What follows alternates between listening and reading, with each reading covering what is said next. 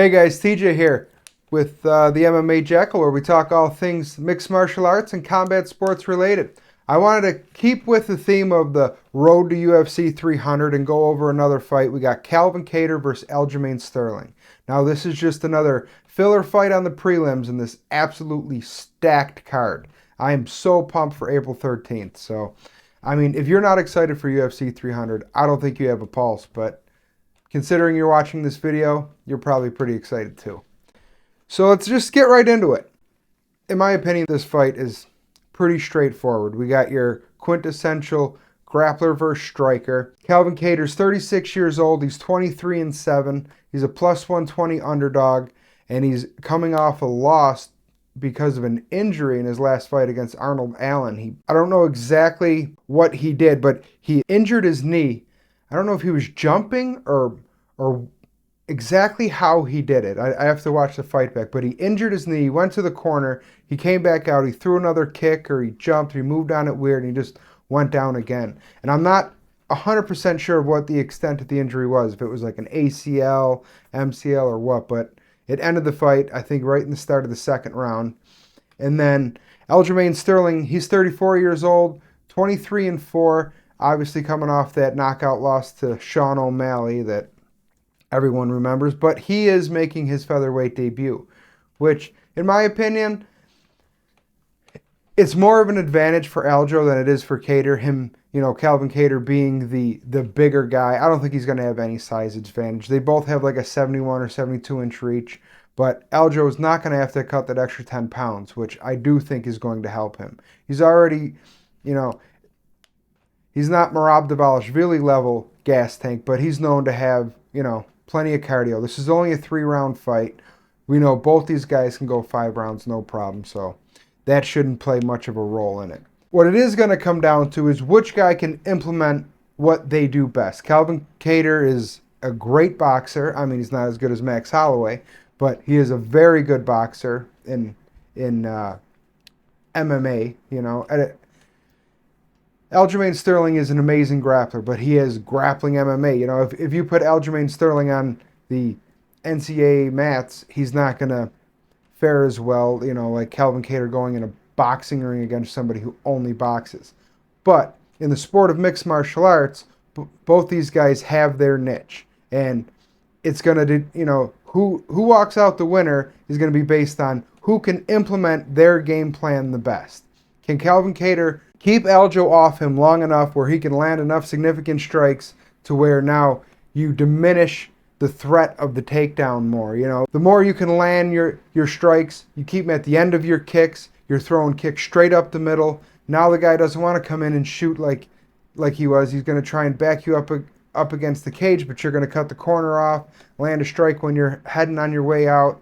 So we'll see. Like I said, who can implement their game is going to walk out the winner. I mean, that's kind of how it works in every fight, but this is one of those styles makes fights kind of matchups. That being said, Aljamain Sterling obviously is an amazing grappler, but grappling encompasses 3 separate sections. You have your takedowns, your control, and then your ability to finish. Of those 3, Aljo is least proficient in his takedowns. He doesn't have that NCAA style, Merab Dvalishvili style, double leg, blast double, I'll shoot it from 10 feet out kind of takedown. He needs to back you up against the cage, dirty box, clinch work, dig his underhooks, get a body lock, drag you down that way, or as we've seen before, if he can work behind you, he'll just jump to your back and backpack you, put in a body triangle, and look for his rear naked choke that way. If Calvin Kattar can cut those corners and keep his back off the fence, he has a good shot of preventing the takedown. Now, this is only a 3-round fight, so obviously he has 3 5-minute periods that he has to prevent this guy from getting to his legs, locking his hands together around his body, and getting him to the mat. However, I don't think he's going to be able to do that. I think he's a better grappler than Calvin has takedown defense, I should say. It's just going to be too much. He's going to put that pressure on. Calvin isn't the slickest with his footwork. You know, he likes to work in the pocket and slip punches and counter strike. You know, he's not Sean O'Malley where, you know, he's going to be able to use his footwork to evade as much as he's going to have to. And I think it's just going to be too much for him. I'd say second round submission for Aljo. He's going to pressure, get those takedowns, and then once he gets it on the mat, he doesn't have the jiu-jitsu to fight the hands, to work out,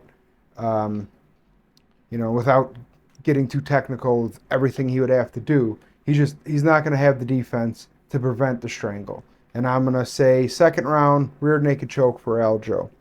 So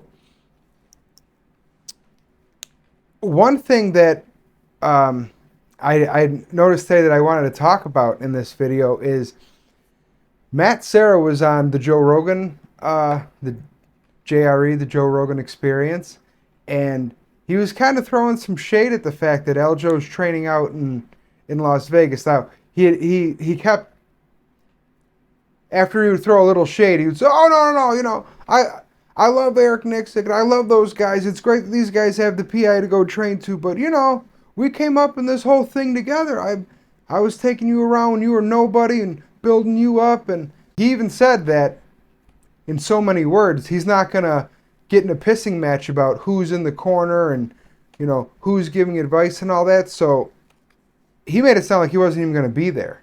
So that'll be interesting to see. I don't know if it's going to be Eric Nixick and who else is in Calvin's corner, but, you know, it has right on his Tapology, it has his home gym listed as Sarah BJJ. So I don't know. I thought that was kind of an interesting little tidbit. It was, you could tell that Matt Serra was pretty butthurt about that. He wasn't liking the fact that him and Merab are spending so much time in Vegas, and, you know, I can't blame the guy. He has world-class facilities. All his meals are made for him. You know, he all the training partners he could want. If I was in that position, I'd want to go out to Vegas too. But, you know, also Matt Serra's from a different generation. You dance with the girl you came with in his day, where these guys kind of move around a little bit. Although George St. Pierre, he would train with Greg Jackson, and then, you know, he was a tri-star guy with Faraz Sahabi, but they would bring in Greg Jackson, and, you know, they would cross-train a little bit too. Like I said, it doesn't have anything really to do with this fight. I don't think it's going to have an impact on how this goes. It just, I thought it was interesting. So, well, let me know what you guys think, what you liked, what you didn't like. Hit the like button, subscribe, leave a comment. You know, tell me I'm full of shit. I don't know what I'm talking about. It was wonderful. You can't wait for the next video. All that good stuff. And until next time, go Bills.